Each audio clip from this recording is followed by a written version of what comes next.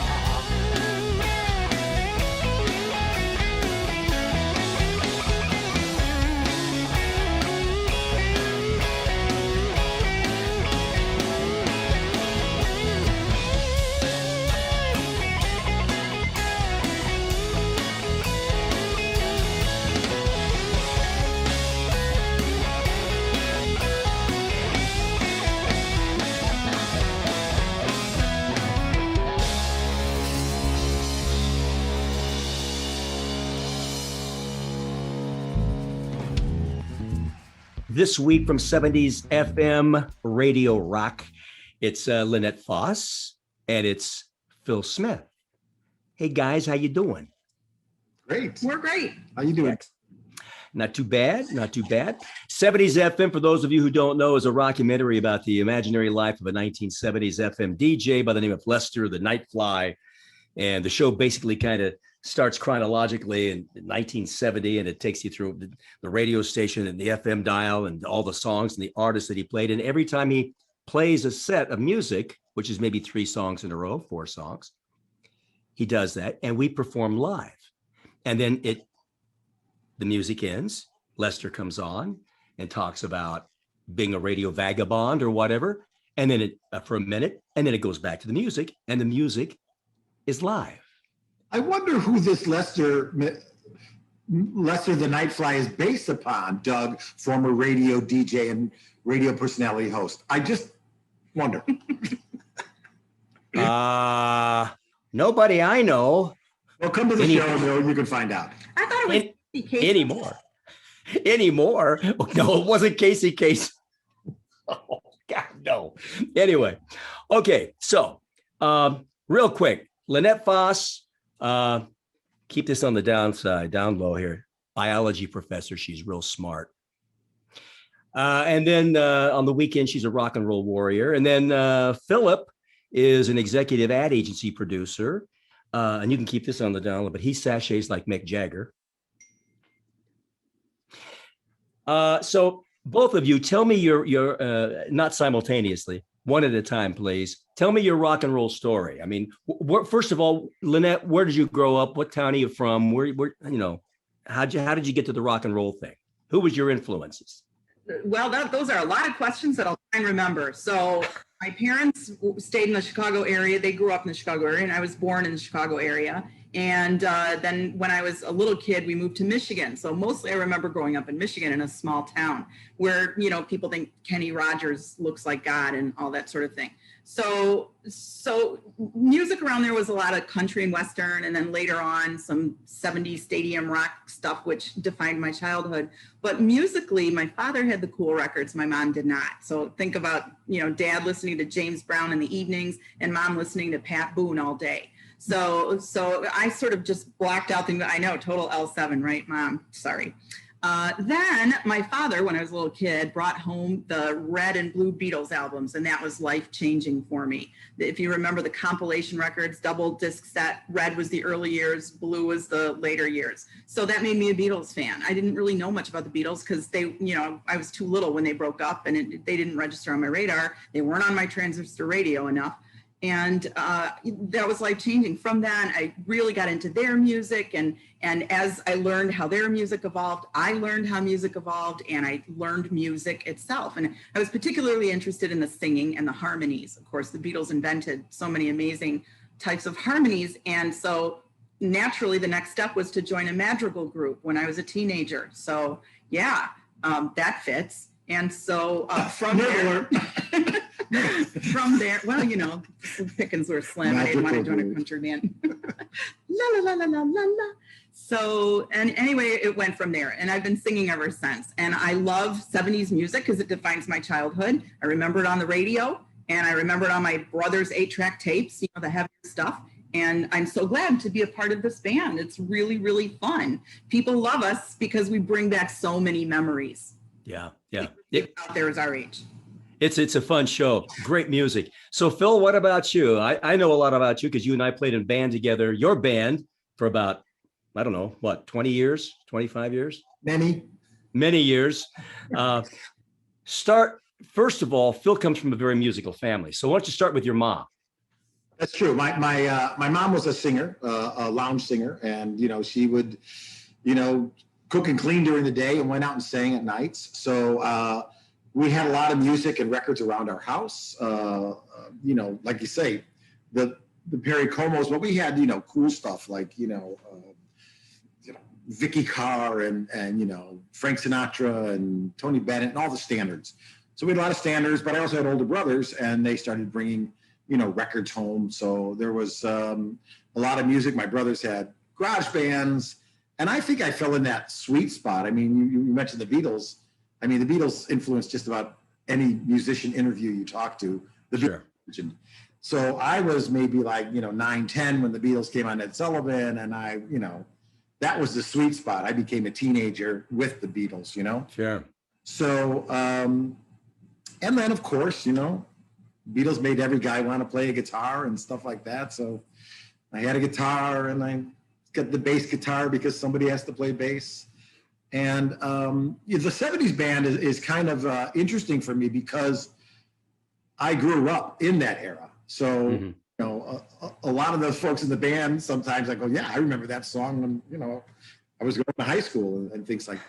But the music does really connect. And there's a lot of music and a lot of genres in the 70s. But when people hear it, I don't care if you weren't in that era, you do know it from your parents or your brothers or your sisters, and it just makes you feel good. And boy, it's fun to do it on stage and recreate it. That 70s music, there's so much variety there, so many different genres. You can start out with the James Taylor and the Carly Simon and the Carole King and all of those kind of folk, if you will, some single solo artists, and then you had the rock and roll artists, the Derek and the Dominoes and the Who and the Rolling Stones. And it went on, ZZ Top, and then towards, Bob Seger came along, and all of these other artists till later on. And Phil, you and I were talking about the punk era, Right? Elvis Costello, And I always like to refer to you two as the Robert Plant and Alison Krauss of the team. But the variety of music was what you hit on, really was amazing. It was an interesting decade in that, we came off the tails of the Beatles breaking up, but Led Zeppelin, was there to take place, and lots of heavy stuff, and Queen, and look, the classic rock is the classical period, the period right. Yeah. There was so much music explosion going on. Yeah. What I think is remarkable is that with the end of the 70s, you saw this transition with punk and then new wave. You transitioned out of an era where everybody was playing an instrument to a synthetic sound. Yeah. By the time I got to college, MTV was in its heyday and everything was synthetic. And so, for me, it's kind of fun to go back to the 70s music where people had to play a guitar, where you had, 2 and 3 guitars on stage and somebody playing a keyboard, and the instruments sounded like the instruments they were, rather than some, ethereal synthetic thing. And it's not that that's bad. It's just, after decades, the 80s redefined that, and we have a lot of synthetic stuff since then. It's fun to go back to an era where people just played their instruments. I think that emerged again in the grunge era, and it was sort of to go back again and revisit people playing instruments. Speaking of that, it's good that you mentioned that, because our instrumentalists, starting with music director John Watkins, who plays everything, phenomenal guitarist, great keyboardist, can play drums, can play the bass, and plus he's a savvy tech guy too. That's always handy. And then you've got Dennis Costis, who plays in a couple of other of the soundtracks of a generation shows. Outstanding guitarist, hardcore Allman Brothers band guy. I mean, knows every one of those Allman Brothers bands, every lick. It's unbelievable. And then you got Todd Lazar on bass, who is like creme de la creme pro, and Gary Donnelly on drums, who's a jazz drummer, great jazz band. He's got his own album out and everything, CD, but outstanding. Those 5 guys, I count 5? No, 4. Those 4 guys are the instrumentalists. And then Phil, you play a little acoustic guitar. You can play bass, but I don't think you do. I don't think you ever play bass in the band. Lynette will play some keys. So once in a while, Lynette will play keys. But the band is, I want to make a point that you talked about, is we recreate that 70s music, which is a powerful music with guitars, boards and drums, and we are really moving air. And there's lots of vocals. And when you come see, 70s FM rock, you're going to see a lot of these sort of complex, rock songs recreated live for you. And that's really the key. And let's not forget about the other 2 singers in the group. Yes, right. 4 vocalists, all of whom are amazing. And, we are able to do those complex 4-part harmonies in Boston songs, Kansas songs, ELO songs. ELO. I was going to say ELO. Oh my God, you guys nailed the ELO. Julie Miller and Luie Delgado. And Luie he sounds so much exactly like Joe Walsh when you guys do anything by the James Gang or anything by Joe Walsh. Julie sings Janis Joplin, and she sings Ann Wilson, Heart. Nobody does Heart like Julie. She is amazing. Like, oh man, drop down to our knees and do this every time she sings. It's a great show, great music, great people. The 8 of you together, it's really awesome. And then of course we got the whole narrative thing, the Lester Bangs kind of almost famous Philip Seymour Hoffman character, doing the narrative in between, and it's really an enjoyable show. We spent some time, so especially John Watkins and the whole band, they spent some time to get the thing right. We heard these songs a lot. Our audience has heard these songs a lot. Right. They know that. That note doesn't go there. So we spent a lot of time to try to get it right, like to faithfully recreate, what you've heard before and then what you know and love about these 70 songs. It's true. Separate vocal rehearsals because we got to get that elusive fourth harmony part just right. And over and over again. So it's fun. That's what makes it fun too. If you guys could go back, which band would you select? Who would you want to be a member of? What band would you like to sing with? That's a good question. I'm not going to say the Beatles because we saw what happened when Yoko tried to neutralize her. So I'm not going there. So, yeah. Yeah, but John stopped hanging out with Harry Nilsson and getting drunk and getting thrown out of the Troubadour, things like that. She did do that for him. But anyway, that aside. Yeah, so Lynette, who would you sing with? Who would you perform with if you could? Gosh, I would just want to be a backup singer for David Bowie. Good call. Or, and then of course I would want to be like Linda Ronstadt's understudy and put something in her tea so she gets sick that night instead of her or something like that. Yeah. I might say Fleetwood Mac. I like the dynamic of multiple singers in a group. All my favorite groups, multiple singers. The Eagles. Well, the Eagles would be another.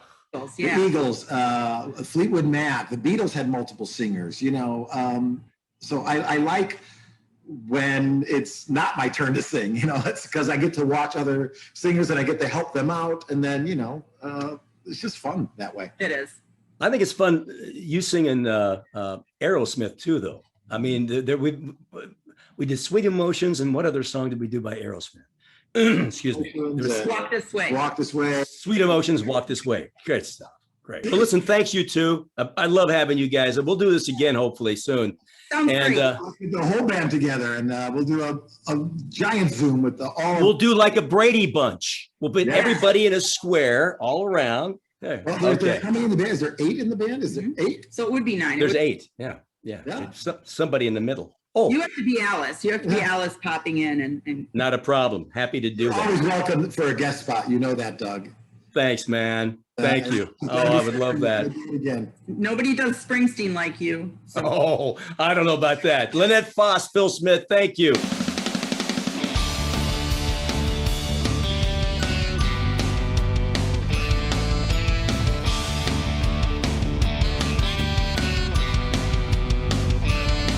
In the day we sweated out on the streets of a runaway American dream.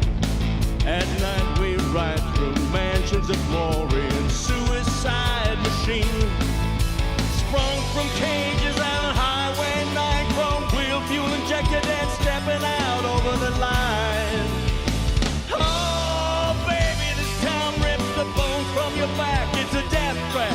It's a suicide rap. We gotta get out while we're young. Cause tramps like us, baby, we were born to run. Oh, yes, we were.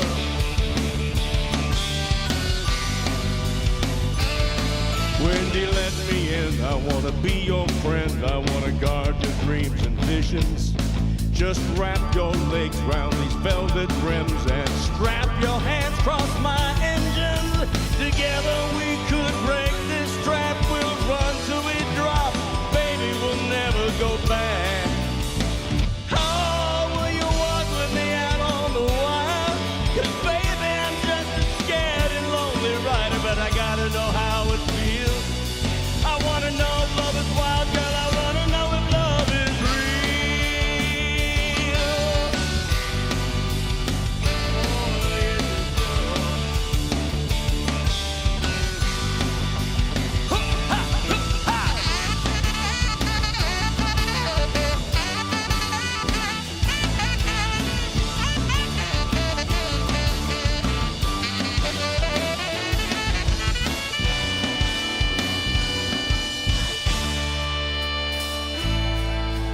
Beyond the palace, hemi-powered drones scream down the boulevard. Girls comb their hair in rear-view mirrors, and boys try to act so hard. The amusement park rises cold and stark. Kids are huddled on the beach in a mist. I wanna die with you, Wendy, on the streets tonight in an everlasting kiss. Ha!